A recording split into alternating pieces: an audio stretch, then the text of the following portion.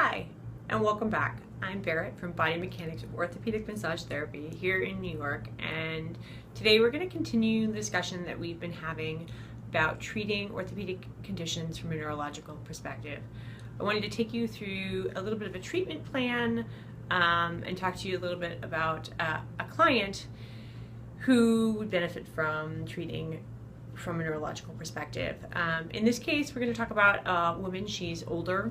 She is in her late 50s, and she has severe pain in her left hip. She has been diagnosed with arthritis and has a capsular loss of movement, the end ranges of which you feel a solid bone-to-bone or hard end feel. And she has considerable pain, and she's also been recommended for a hip replacement at some point, but she's resistant to go into surgery. And so today she's at your clinic. Her pain scale is about the 5, and in her intake she tells you that she has been avoiding massage therapy and physical therapy because the therapists always want to stretch her, and that causes her pain. And so this client would be a perfect person for a neurological approach. I mean, frequently when we're treating from orthopedics, we start to look at the structure being very important, and the idea that if you give somebody more movement, that's going to be better for them. But in this case, it's the opposite effect. What you want to do is send the signal up to the body that that limb or that joint is behaving as if it has more movement, but that client's not actually able to move without causing a major pain response. So we're going to look at a treatment plan then that sort of fakes those normal behaviors for her. So let's look at that treatment plan for a second. You get your client on the table and you start her face down, as many of us do. And one of the first things that she tells you is that because of the capsular loss, it's really hard for her to lay face down for very long. So you're going to pillow up underneath her hips, and that's going to cause a little bit of a bend to the back. It's going to put the joint into a more neutral position, and you're going to proceed with your massage therapy treatment only within the confines of how far she can actually move on her own, and you're not going to push her any further.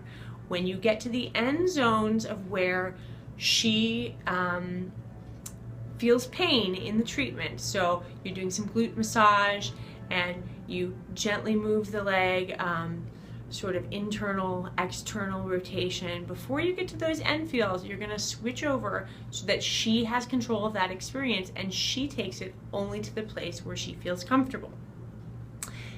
That is the place where you start to have to think about what else can I do to make that muscle think that it is longer than it is. So now she's got a internal rotation, and so you've got piriformis and stretch, and what you can do is start to do techniques where you've got this slightly lengthened piriformis, but by no means what its old maximum length was. She's limited to what her bones do, and then you can start to do techniques like bowing of the piriformis.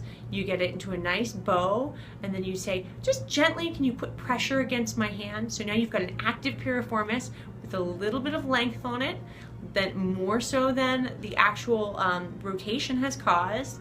And then you can even make that even longer by telling her, take a really deep breath in for me.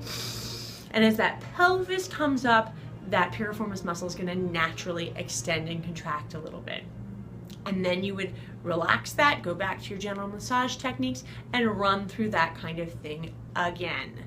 You might do that for a variety of the muscles there, depending on what you find and how taut they are. But the point is you're not just being obsessed with the range of motion. You're trying to maximize the range of motion that she already has.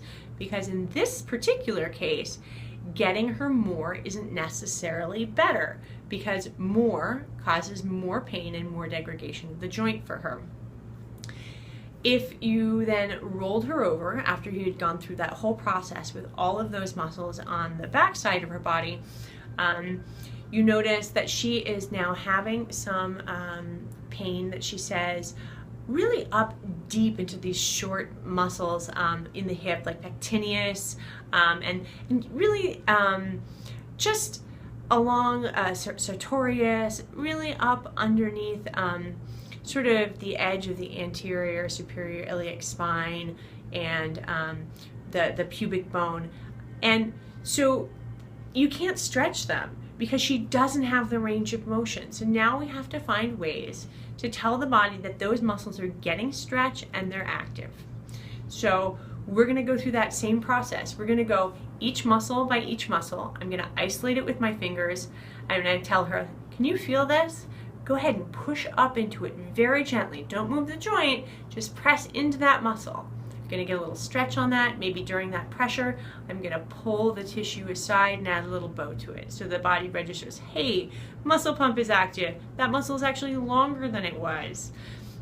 And I'm going to go through each and every single muscle that causes her problems. So this means you know your anatomy cold. You have to know everything that's going on in that aspect of the body.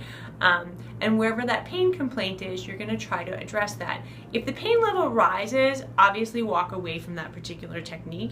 But if it drops down, it's more than likely that you have found a way to send the message back up to the body that, hey, things are okay. This area is not still. It's not injured. Now, that signal will probably come back after she leaves your office. But, you know, in this client's case, it's about maintaining the quality of life. And if that pain signal stays at that level for a few days, wow, suddenly this client has a pain management plan in order to get them to their surgery. That means that instead of having their surgery tomorrow, they might be able to say, you know what, if I get physical therapy or massage therapy once a week for the next year and a half, I am better off than having my surgery. And that's obviously their decision, but when you can give your clients a decision to make to take control of their treatment plans, that's exactly what we're looking for. And that's just one example of how you could treat something neurologically. We can go over some more examples at a later date. If you do have questions, you can find us at bodymechanicsnyc.com, or you can come visit us at 315 Madison Avenue in New York, New York, floor 22. Hope you have a great day and stay healthy.